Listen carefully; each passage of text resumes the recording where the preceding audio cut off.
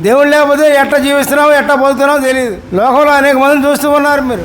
మూర్ఖతను, అగపరచుట, మాయా విగ్రహములను, గృహ దేవతలను పూజించుటతో సమానము. మూర్ఖత్వం. దేవుని వాక్యం ఎంత చెప్పినా దాన్ని వినకపోవటం మూర్ఖత్వం అండి. దేవుని దానిలో అనుమానం ఏమీ లేదు. దేవుని వాక్యం ఎంత చెప్పినా వినకుండా మాయా విగ్రహములను, గృహదేవతలను పూజించడం అనేది మహాపాపం. అంతకంటే పాపం ఇంకోటి లేదు.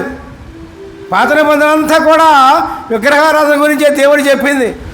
జీవం గల దేవుడిని వదిలిపెట్టి మనుషుల పద్ధతులను అనుసరించడానికి మరి మనకు దేవుని వాక్యం గుర్తురాదండి.